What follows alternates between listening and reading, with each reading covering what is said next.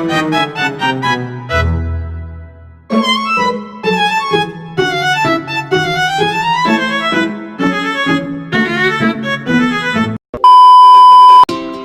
semuanya, perkenalkan saya Olivia Tamara dengan NIM B131230024. Pada video kali ini saya akan membahas materi tentang manajemen konflik antar generasi di tempat kerja.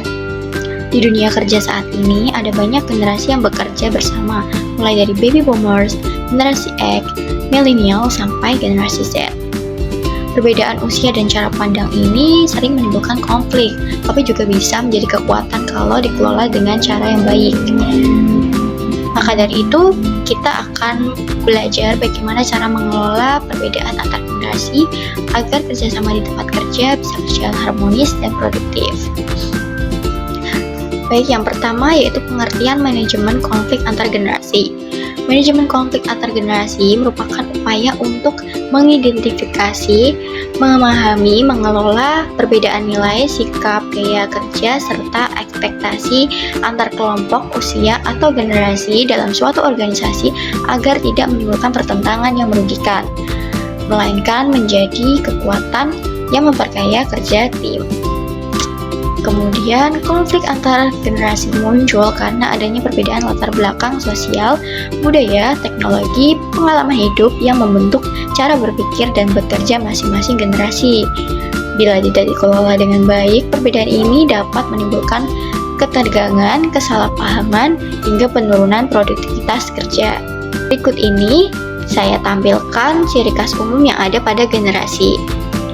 Baby boomers pada tahun 1946 sampai 1964 biasanya memiliki sikap disiplin, loyal, menghargai hierarki, fokus pada kerja keras.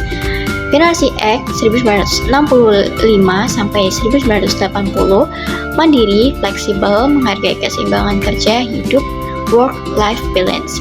Kemudian pada generasi Y atau milenial 1981 sampai 1996 biasanya memiliki sikap teknologis, kreatif, suka tantangan, menghargai kolaborasi dan fleksibilitas.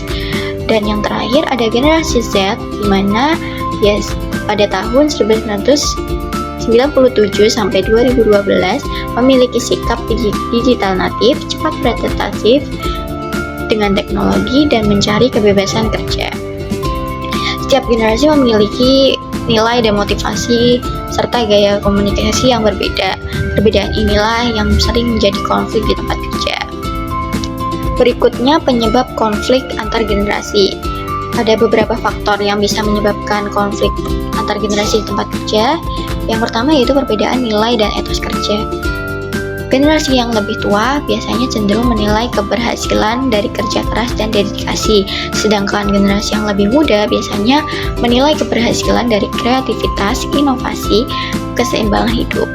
Kemudian perbedaan yang kedua ada pada gaya komunikasi.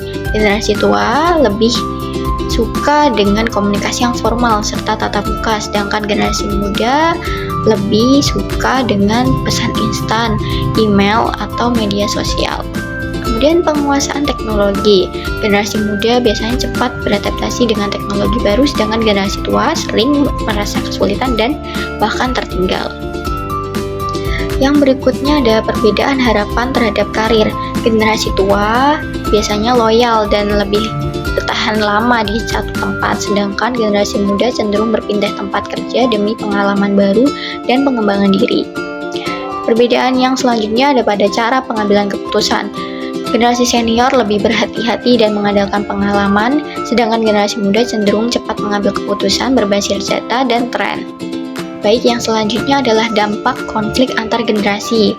Jika tidak dikelola dengan baik, konflik antar generasi ini dapat berdampak negatif, yaitu penurunan produktivitas dan motivasi kerja, meningkatnya turnover atau pergantian karyawan, hubungan kerja yang tidak harmonis, terhambatnya inovasi dan kolaborasi tim. Namun jika dikelola dengan baik, keberagaman generasi justru dapat menjadi kekuatan organisasi karena menggabungkan pengalaman dan kebijaksanaan generasi senior serta kreativitas dan inovasi dari generasi muda. Yang berikutnya adalah strategi manajemen konflik antar generasi. Berikut langkah-langkah strategis dalam mengelola konflik generasi di tempat kerja. Yang pertama adalah meningkatkan pemahaman antar generasi. Perusahaan perlu memberikan pelatihan dan sosialisasi mengenai karakteristik setiap generasi agar semua karyawan memahami perbedaan nilai dan cara berpikir atau cara bekerja satu sama lain. Kemudian komunikasi terbuka dan dua arah. Pimpinan perlu menciptakan budaya komunikasi yang terbuka tanpa memandang usia. Diskusi dan rapat harus memungkinkan semua generasi menyampaikan pendapatnya secara setara. Kemudian kepemimpinan harus inklusif. Pemimpin harus mampu menghargai keragaman dan menyesuaikan gaya kepemimpinannya dengan kebutuhan setiap generasi. Contohnya pendekatan personal bagi milenial dan pendekatan berbasis penghargaan formal bagi baby boomers. Dan yang berikutnya, mentoring lintas generasi. Generasi senior dapat menjadi mentor karyawan muda dalam hal pengalaman dan nilai profesionalisme. Sebaliknya, generasi muda dapat membantu senior dalam penguasaan teknologi. Yang selanjutnya ada fleksibilitas kerja. Memberikan pilihan kerja fleksibel seperti hybrid working, jam kerja fleksibel, atau kebijakan remote untuk menyesuaikan kebutuhan berbagai generasi. Yang selanjutnya membangun budaya kolaboratif. Mendorong proyek lintas generasi agar setiap kelompok usia berinteraksi, saling belajar, bukan bekerja dalam kelompok generasi masing-masing. Baik, yang selanjutnya peran pemimpin dalam mengelola konflik antar generasi.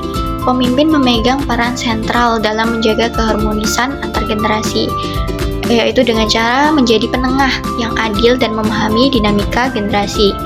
Kemudian memberikan keteladanan komunikasi yang efektif, menghargai kontribusi setiap generasi tanpa membeda-bedakan, membangun lingkungan kerja inklusif yang mendukung keberagaman usia dan pengalaman. Dan berikut ada contoh kasus. Contoh kasus di dalam sebuah perusahaan teknologi, karyawan muda atau Gen Z ingin menggunakan aplikasi kolaborasi online untuk rapat. Sementara karyawan baby boomers atau senior lebih suka dengan rapat tatap muka. Akibatnya menjadi perdebatan mengenai efektivitas komunikasi.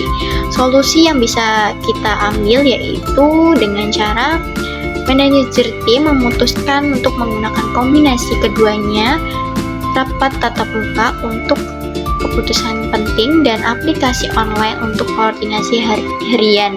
Dengan cara ini, kedua generasi merasa dihargai dan komunikasi bisa lebih efektif. Kesimpulannya, manajemen konflik antar generasi merupakan keterampilan penting di dunia kerja modern yang multi-generasi. Perbedaan antar generasi tidak harus menjadi sumber masalah, tetapi bisa menjadi sumber kekuatan dan inovasi jika dikelola dengan pemahaman, komunikasi yang baik, efektif, dan kepemimpinan inklusif.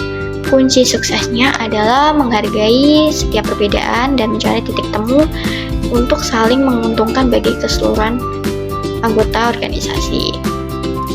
Oke, sekian video dari saya.